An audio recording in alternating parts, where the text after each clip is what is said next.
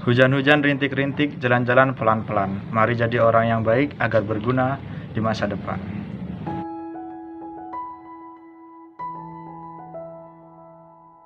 Dalam segala hal di dunia ini pastilah selalu ada yang mengawali, tanpa terkecuali pun. Banyak hal yang sebenarnya dekat dengan kita, sangat dekat dengan kita, itu merupakan hasil evolusi yang sangat jauh daripada masa sebelum-sebelumnya. Begitu pula dengan mobil. Mobil pertama kali dibuat oleh pria berkebangsaan Prancis pada tahun 1769 yang bernama Nicolas de Chagny. Mobil yang pertama kali dikembangkan oleh beliau itu tentu sangat berbeda sekali dengan mobil zaman sekarang loh. Mobil zaman dulu digunakan untuk memperkuat persenjataan atau sebagai pengangkut meriam artileri. Sedangkan zaman sekarang digunakan untuk pengangkut manusia ataupun barang-barang yang lainnya. Jadi mobil ini mengalami transformasi yang luar biasa dan kita akan menceritakan transformasinya itu sendiri. Perlu diketahui teman-teman bahwasanya mobil saat itu masih menggunakan roda 3, menggunakan uap air sebagai bahan bakar dan berbahan dasarkan kayu. Mobil saat itu hanya mampu berjalan dengan kurang lebih kecepatannya adalah 1,6 km per jam. Dan banyak jeda ketika uap air habis, maka air akan dipanaskan kembali untuk diambil uapnya. Dan juga pada saat itu tidak ada rem tangan, tidak ada transmisi kecepatan, tidak ada pengatur kecepatan, dan tidak ada setir. Jadi mobil hanya berjalan dengan kecepatan yang sama. Jika jalannya jelek, maka mobil akan melambat. Jika jalannya bagus atau menurun, maka akan mencepat tanpa ada rem yang digunakan. Sehingga remnya mungkin adalah tangan manusia itu sendiri. 30 tahun setelahnya, tepatnya pada tahun 1801, seorang penemu bernama Richard Trevithick berhasil mengembangkan penemuan sebelum-sebelumnya, yang mana pada tahun-tahun ini ia berhasil menambahkan kekurangan-kekurangan di masa sebelumnya. Di antaranya rem, alat penambah kecepatan, transmisi kecepatan, dan setir pula ditambahkan.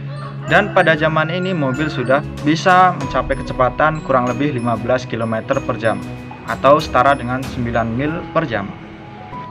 Richard Trevithick ini banyak diakui bahwasanya ia adalah pelopor pertama transportasi yang mengangkut manusia.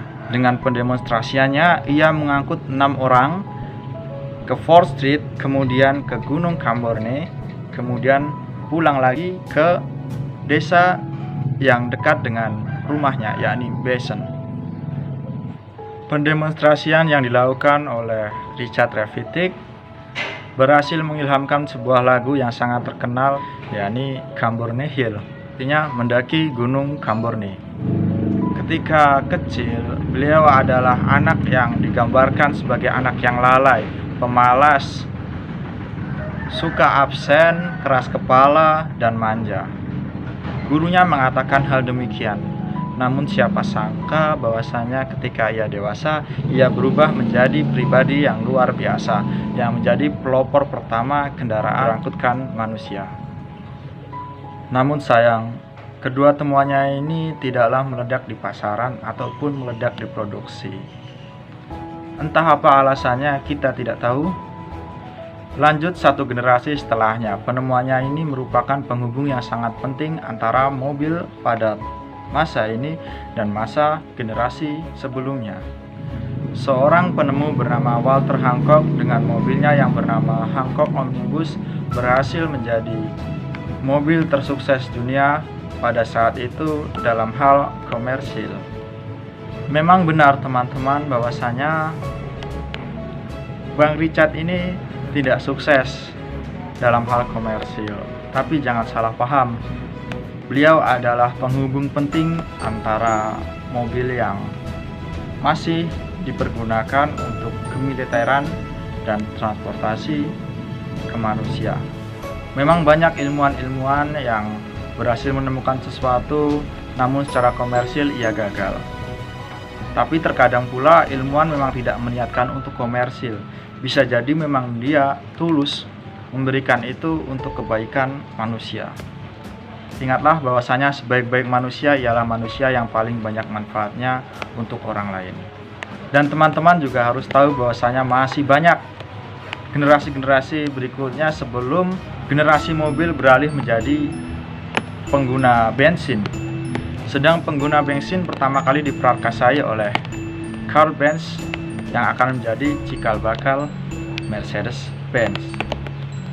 Dan mobil masih terus berkembang sampai sekarang ini.